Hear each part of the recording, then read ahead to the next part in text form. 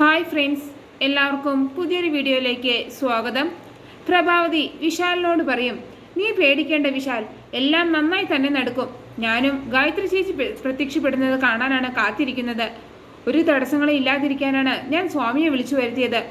അതേസമയം പാർവതി റൂമിൽ പോയി ഉദയനൂരമ്മയുടെ ഫോട്ടോ നോക്കിയിട്ട് പറയും, സ്വാമി ദേവമയെ ബന്ധിച്ചാൽ എനിക്ക് പിന്നെ ദേവമയുടെ ദർശനം കിട്ടില്ല. അതിന് ഇടവരുത്തല്ലേ അമ്മേ. ഈ വീട്ടിലുള്ളവർ എന്നോടുള്ള ദേഷ്യത്തിൽ എന്തിനാണ് ദൈവമേ ഇങ്ങനെ ദ്രോഹിക്കുന്നത്? ജീവിക്കാൻ പോലും സമ്മതിക്കാതെ കൊന്നു കളഞ്ഞില്ലേ പാവത്തിനെ? എന്നിട്ടിപ്പോൾ എന്തിനാണ് ദൈവമയുടെ ആത്മാവിനെ പോലും അവർ ദ്രോഹിക്കുന്നത്? ദൈവമയെ വിളിച്ചു വരുത്തി അമ്മയെ പ്രശ്നത്തിലാക്കാൻ എനിക്ക് സാധിക്കില്ല. എനിക്ക് വിശാൽ സാറിന് കൊടുത്ത വാക്ക് പാലിക്കാനാകില്ല. എന്തിനാണ് അമ്മ എന്നെ ഇങ്ങനെ പരീക്ഷിക്കുന്നത്? ഈ പ്രശ്നത്തിൽ നിന്ന് ദൈവമയെ രക്ഷിക്കാൻ ഉദയനൂരമ്മ തന്നെ എനിക്കൊരു വഴി കാണിച്ചു തരണം. അപ്പോഴേക്കും അവിടേക്ക് ദേവമ്മ വരികയാണ് കേട്ടോ. ദേവമ്മയെ കാണുമ്പോൾ പാർവതി പറയും, ഈ സമയത്ത് ദേവമ്മ വരുമെന്ന് ഞാൻ കരുതിയില്ല. അപ്പോൾ ഗായത്രമ്മ പറയും, ഇന്ന് എൻ്റെ ആണ്ടല്ലേ മോളെ, എനിക്ക് എൻ്റെ പ്രിയപ്പെട്ടവരെയൊക്കെ ഒന്ന് കാണണ്ടേ. എന്നെ കാണാൻ ആഗ്രഹിക്കുന്ന എൻ്റെ മോന് ഒരു ദർശനം കൊടുക്കണം. അതിനാ ഞാൻ വന്നത്. നീ അവന് വാക്ക് കൊടുത്തതല്ലേ. അപ്പോൾ പാർവതി പറയും, അമ്മ തിരിച്ചു പോകണം. പൂജ നടക്കുന്നിടത്തേക്ക് അമ്മ വരരുത്. ഇതെൻ്റെ അപേക്ഷയാണ്. അപ്പോൾ മണി പറയും, നീ എല്ലാം ദൈവമോട് തുറന്നു പറ പാർവതി. അപ്പോൾ പാറു പറയും, അമ്മ അവിടേക്ക് വന്നാൽ അവർ അമ്മയെ ബന്ധിക്കും. അതിനാണ് അവർ സ്വാമിയെ വിളിച്ചു വരുത്തിയിരിക്കുന്നത്. അപ്പോൾ ഗായത്രി പറയും, എനിക്കൊന്നും മനസ്സിലാവുന്നില്ല പാർവതി. ആർക്കും ഒരു ഉപദ്രവം ചെയ്യാത്ത എന്നോട് എന്തിനാണ് ഈ ഉപദ്രവം അവർ ചെയ്യുന്നത്? അതിന് മാത്രം ഞാൻ എന്ത് പാപം ചെയ്തു? വിശാലിന് എന്നെ കാണാനുള്ള ആഗ്രഹം സാധിച്ചു കൊടുക്കണം. പാർവതി കൊടുത്ത വാക്ക് പാഴാവാൻ പാടില്ല. അതുകൊണ്ട് തന്നെ പൂജയ്ക്ക് വരാൻ ഞാൻ ബാധ്യസ്ഥയാണ്. അപ്പോൾ പാർവതി പറയും, ഞാൻ ദേവമ്മയുടെ കാല് പിടിക്കാം. ദേവമ്മ പൂജ നടക്കുന്ന സ്ഥലത്തേക്ക് വരരുത്. അപ്പോൾ ഗായത്രി അമ്മ പറയും, പാർവതി കൊടുത്ത വാക്ക് പാലിക്കപ്പെടണം. വാക്കിനെ എത്രമാത്രം വില കൽപ്പിക്കുന്നവനാണ് വിശാൽ എന്ന് എനിക്കറിയാം. അതുകൊണ്ട് എനിക്ക് വന്നേ പറ്റൂ. ഏത് ബന്ധനത്തിനും ഒരു മോചനമുണ്ട്, ഒരു കയറ്റത്തിന് ഒരു ഇറക്കമുണ്ട് എന്ന പോലെ എന്നൊക്കെ പറഞ്ഞ് ഗായത്രി അമ്മ അവിടെ നിന്ന് അപ്രത്യക്ഷമാവുകയാണ്. അപ്പോൾ പാർവതി പറയും, എന്നും ദേവമ്മയുടെ ആത്മാവ് എൻ്റെ ഒപ്പം ഉണ്ടാകണം എന്നാണ് എൻ്റെ ആഗ്രഹം. എനിക്കത് ചെയ്തേ പറ്റൂ. ദേവമ്മ എന്നോട് ക്ഷമിക്കണം എന്നും പറഞ്ഞ് ഉദയനൂരമ്മയുടെ മുമ്പിലിരിക്കുന്ന കുങ്കുമം എടുത്തു കൊണ്ടുപോയിട്ട് ആരും കാണാതെ വീടിൻ്റെ ഫ്രണ്ടിലെ സ്റ്റെപ്പിൽ ഒരു ലൈൻ ആ കുങ്കുമം കൊണ്ട് വരയ്ക്കുകയാണ് കേട്ടോ. അപ്പോൾ മണി പാർവതിയോട് ചോദിക്കും, നീ എന്തായി കാണിക്കുന്നത്? എനിക്കൊന്നും മനസ്സിലാവുന്നില്ലല്ലോ പാറു. അപ്പോൾ പാർവതി പറയും, ഇതൊരു ലക്ഷ്മണ രേഖയാണ്. ഒരു ആത്മാക്കൾക്കും ഇത് മുറിച്ച് കിടക്കാൻ കഴിയില്ല. എനിക്കറിയാം വിശാൽ സാറിന് ഞാൻ കൊടുത്ത വാക്ക് പാലിക്കപ്പെടാൻ വേണ്ടി ദൈവമ്മ പ്രത്യക്ഷപ്പെടുമെന്ന്. വിശാൽ സാറിനെ പോലെ തന്നെ ദൈവമ്മയും എനിക്ക് പ്രധാനപ്പെട്ടതാണ്. എന്തൊക്കെ സംഭവിച്ചാലും ദൈവമ്മയെ ബന്ധിക്കാൻ ഞാൻ സമ്മതിക്കില്ല. ഉദയനൂരമ്മയാണ് സത്യം. എന്നിട്ട് മണിയോട് പറയും, ഞാൻ അകത്തേക്ക് പോവുകയാണ്.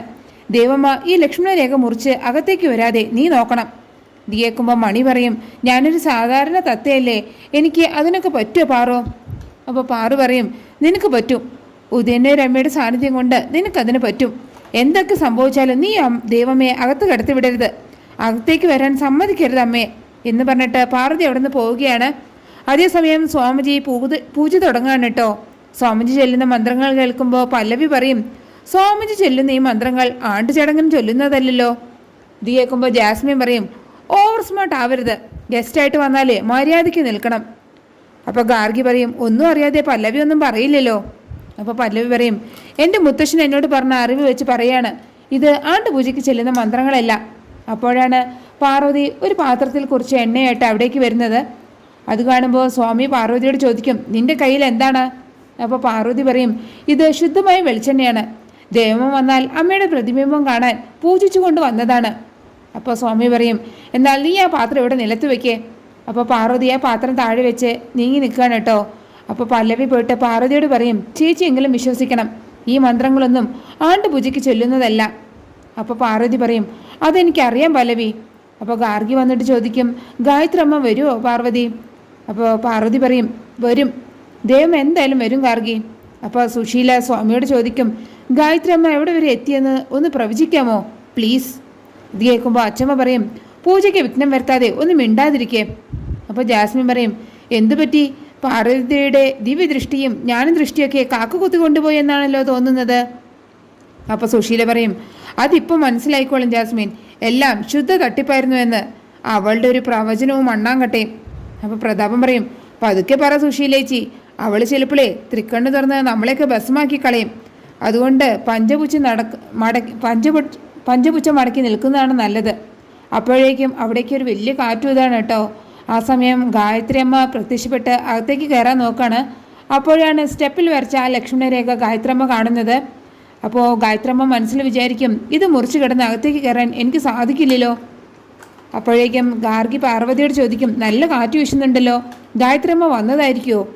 അപ്പോൾ വിശാൽ പാർവതിയോട് ചോദിക്കും, നീ എനിക്ക് വാക്ക് തന്നാണ് കേട്ടോ, അമ്മ വരില്ലേ? ഇത് കേൾക്കുന്ന ഗായത്രി അമ്മ മനസ്സിൽ പറയും, അമ്മ വന്നിട്ടുണ്ട് മോനെ, പക്ഷേ അമ്മയ്ക്ക് നിൻ്റെ അടുത്തേക്ക് വരാൻ കഴിയുന്നില്ലല്ലോ. അപ്പോൾ പാർവതി വിശാലിനോട് പറയും, വരും വിശാൽ സാറേ, ദേവമ്മ വരും. അപ്പോൾ പല്ലവി പറയും, ഗായത്രി അമ്മ വരുമെന്ന് വാക്ക് കൊടുത്തത് കൊഴുപ്പായി പോയി എന്നാണ് ചേച്ചി തോന്നുന്നത്. അപ്പോൾ പാർവതി മനസ്സിൽ വിചാരിക്കും, ദേവമ്മ അകത്തേക്ക് വരാൻ ശ്രമിക്കുകയാണ്, അതാണ് ഈ നിമിത്തങ്ങൾ കാണിക്കുന്നത്. അമ്മേ അകത്തേക്ക് വരല്ലേ, വന്നാൽ ഇവരമ്മയെ എന്നേക്കുമായിട്ട് ബന്ധിക്കും. അപ്പോൾ വിശാൽ വീണ്ടും പാർവതിയോട് ചോദിക്കും, അമ്മയെ എനിക്ക് ഉടനെ കാണാൻ പറ്റില്ലേ പാർവതി?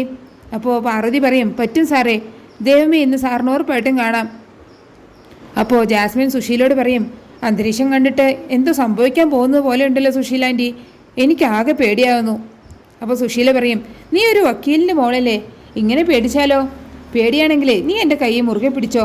അപ്പോൾ ജാസ്മിൻ സുശീലയുടെ കൈ മുറുകെ പിടിക്കുകയാണ് കേട്ടോ. അപ്പോൾ സുശീല ജാസ്മിനോട് പറയും, ഗായത്രി ചേച്ചി വന്നാലേ എനിക്ക് അവരോടൊരു മാപ്പ് ചോദിക്കണം. അവസാനമായിട്ട് എനിക്ക് അവരെ ഒന്ന് കാണാൻ പറ്റാത്തതിൻ്റെ ഒരു കുറ്റബോധമുണ്ട്. അപ്പോൾ വിശാൽ വീണ്ടും പാർവതിയോട് പറയും, പാർവതി വെറുതെ ഒന്നും പറയാറില്ല, അങ്ങനെ പറഞ്ഞാൽ ആ വാക്ക് അവൾ പാലിച്ചിരിക്കും. അപ്പോൾ പ്രഭാവതി മനസ്സിൽ വിചാരിക്കും, അത് തന്നെയാണടാ എനിക്കും വേണ്ടത്, ഗായത്രി ചേച്ചി ഇവിടെ വരണം. ഗായത്രി ചേച്ചിയുടെ ആത്മാവിനെ സ്വാമികൾ ബന്ധിക്കുന്നത് എനിക്ക് കൺനിറയെ കാണണം. അത് കണ്ടുകൊണ്ട് വരുന്ന ശേഖരൻ ചോദിക്കും, ഗായത്രിയുടെ ആത്മാവ് വന്നോ? അപ്പോൾ രാധിക പറയും, വന്നിട്ടില്ല, വന്നാൽ പറയാം. അപ്പോൾ പ്രതാപൻ പറയും, ഇയാളുടെ കാര്യം കുറച്ച് കഷ്ടം തന്നെ, വന്നാൽ തന്നെ ഇയാൾ ഗായത്രി അമ്മയെ എങ്ങനെ കാണും? അപ്പോൾ ഗാർഗിയും വിശാലൊക്കെ പാർവതിയോട് ചോദിക്കും, ഗായത്രി അമ്മ വന്നോ പാർവതി? അപ്പോൾ ജാസ്മിൻ പറയും, വന്നുവെങ്കിൽ ഒന്ന് വാ തുറന്ന് പറ പാർവതി. അപ്പോൾ പ്രഭാവതി പറയും, വന്നുവെങ്കിൽ പറ പാർവതി, നീ എന്തിനാ മടിക്കുന്നത്? അപ്പോൾ പാർവതി ഒരു സ്ഥലത്തേക്ക് കൈ ചൂണ്ടിയിട്ട് പറയും, എൻ്റെ ദേവമ്മ വന്നു, വാ അമ്മേ. ഇത് കേൾക്കുമ്പോൾ ഗായത്രി വിചാരിക്കും, ഇവളെന്തിനാ ഞാൻ വന്നു എന്ന് കള്ളം പറയുന്നത്, എനിക്കൊന്നും മനസ്സിലാവുന്നില്ലല്ലോ. അപ്പോൾ എല്ലാവരും ചുറ്റും നോക്കുകയാണ് കേട്ടോ. എന്നിട്ട് വിശാല് പാർവതിയോട് ചോദിക്കും, അമ്മ എവിടെ പാർവതി? അപ്പോൾ പാർവതി പറയും, ദേവമ്മ വന്നു സർ, ഇതാ ഇവിടെ നിൽക്കുന്നുണ്ട്. അപ്പോൾ വിശാൽ പറയും, എനിക്ക് എൻ്റെ അമ്മയെ കാണാൻ കഴിയുന്നില്ലല്ലോ, എനിക്ക് മാത്രമല്ല ഇവിടെ നിൽക്കുന്ന ആർക്കും കാണാൻ പറ്റുന്നില്ല. അപ്പോൾ പാർവതി ചോദിക്കും, ആർക്കും കാണാൻ കഴിയുന്നില്ലെന്നോ? അപ്പോൾ എൻ്റെ പ്രാർത്ഥനയൊന്നും ഫലിച്ചില്ലേ? അപ്പോൾ ജാസ്മിൻ പറയും, ഇതിപ്പോൾ നന്നായി, അങ്ങനെ പാർവതി തൊപ്പിയിട്ടു, എനിക്ക് സന്തോഷമായി, ഇപ്പം തന്നെ മനസ്സിലായില്ലേ ഇതെല്ലാം ശുദ്ധ തട്ടിപ്പായിരുന്നു എന്ന്. അപ്പോൾ ശേഖരൻ പറയും, എനിക്ക് തോന്നിയത് ഞാൻ പറയട്ടെ, ഗായത്രി അമ്മ വന്നു എന്ന് പാർവതി പറഞ്ഞാൽ ആണ്ടുപൂജ അമ്മ സ്വീകരിച്ചു എന്നാണ് അതിനർത്ഥം. ഗായത്രി അമ്മയെ കാണാനുള്ള ഭാഗ്യം നമുക്കില്ല എന്ന് അനുമാനിക്കാം.